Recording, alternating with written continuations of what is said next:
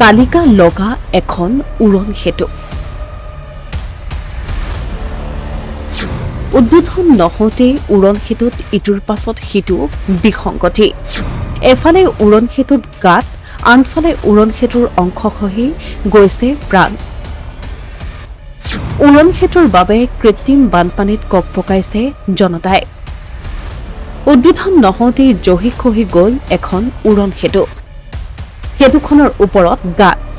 যিকোনো মুহূৰ্ততে এই উৰণ সেতুৰ ওপৰেৰে যান-বাহন চলাচল কৰিলে ভয়ংকৰ পথ দুৰ্ঘটনা সংঘটিত হোৱাৰ সম্ভাৱনা প্ৰকট হৈ পৰিছে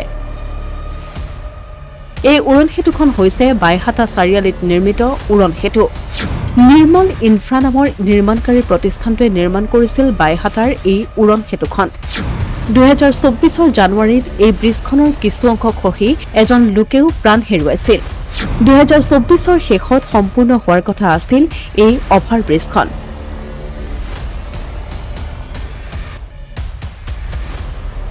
কিন্তু সেই সময়তে ব্ৰিজখনৰ উপৰিভাগত গাত আৰু ফাট মেলাত এই বছৰৰ 15 জুনত অভাৰ ব্ৰিজখন উদ্বোধনৰ নতুন সময় নিৰ্ধাৰণ কৰা হৈছিল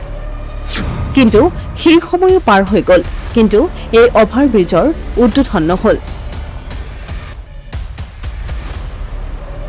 অতি নিম্নমানৰ নিৰ্মাণ কাৰ্যৰ বাবে এই অভাৰ ব্ৰিজখনৰ এনে অৱস্থা হোৱা বুলি খবৰ প্ৰকাশিত হোৱাৰ পাছতেই অভাৰ ব্ৰিজখনৰ গুণগত মান নিৰীক্ষণ কৰিবলৈ নিৰ্দেশ দিছিল হাইৱে অথৰিটি অফ ইণ্ডিয়াই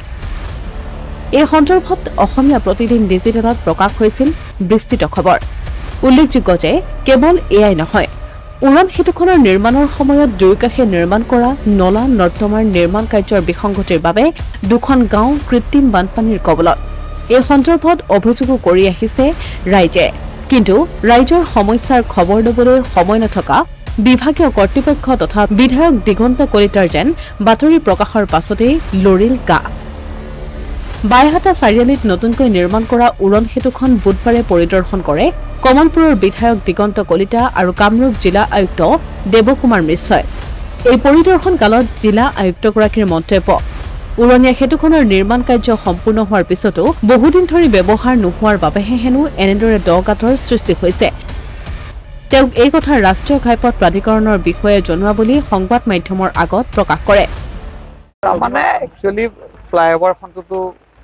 এনএচআই কৰি পেলালে ফ্লাইওভাৰ এনএচআই হোৱাৰ পিছত কিছুমান নতুন সমস্যা ইয়াত দেখা দিছে আৰু এইটো বাস্তৱ তেওঁলোকে ফ্লাইওভাৰখন বনোৱাৰ পিছত দুই সাইডে দুটা কংক্ৰিটৰ ড্ৰেইন বনাইছে আৰু এতিয়া পানীৰ এই সমস্যাটো আমি ডিসি আমাৰ দেৱকুমাৰ মিশ্ৰ মই আজি আহি এটোৱে বুজিলো যে আগৰ যেটো এক্সিস্টিং পুৰণা যেটো ড্ৰেইন আছিল সেই ড্ৰেইনটো এইটো ড্ৰেইনতকে প্ৰায় 1 ফুট 1.5 ফুট তলত আছে বেছটো তাৰ কাৰণে কি হ'ল গাঁৱৰ সব পানীবিলাক প্ৰথম আহি সেই পুৰণা ড্ৰেইনটোত পৰিছিল আৰু তাৰ পৰা কলাজল নদীলৈ গৈছিল এতিয়া পুৰণা ড্ৰেইনটো সেই সময়ত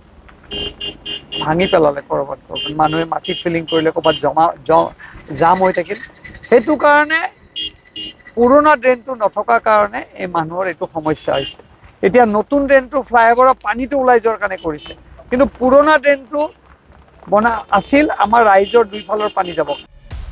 তাৰোপৰি বিধায়ক আৰু আয়ুক্তগৰাকীয়ে নগাঁও আৰু টেঙাবাৰী গাঁৱৰ কৃত্ৰিম বানপানীও পৰিদৰ্শন কৰে অতি শীঘ্ৰে ইয়াৰ ব্যৱস্থা গ্ৰহণ কৰাৰ কথাও উল্লেখ কৰিছে বিধায়ক দিগন্ত কলিতা আৰু কামৰূপ জিলা আয়ুক্ত দেৱকুমাৰ মিশ্ৰই আজি আমাৰ সিদ্ধান্ত হ'ল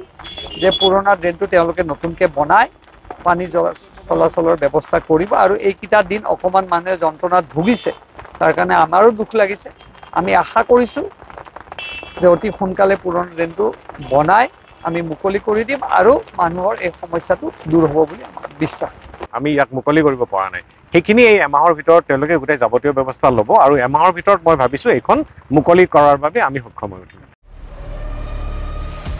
পিছে বাৰে বাৰে ঘটি থকা বিসংগতিৰ বাবে 15 জুনত নতুন উদ্বোধনৰ সময় দিব লগা হ'ল যদিও বৰ্তমানে বিসংগতিৰ উৰপৰা নাই উৰণ সেতুখনত ৰাইজৰ মনত এতিয়া প্ৰশ্ন কিয় বাৰে বাৰে উৰণ সেতুখনত ওলাইছে বিসংগতি ৰাইজৰ সমস্যা দূৰ কৰিবলৈ উৰণ সেতুখন নিৰ্মাণ কৰা হৈছিল যদিও ৰাইজৰ সমস্যা বঢ়াইছেহে সেতুখনে অসমীয়া প্ৰতিদিন ডিজিটেল সংবাদ বাইহাটা।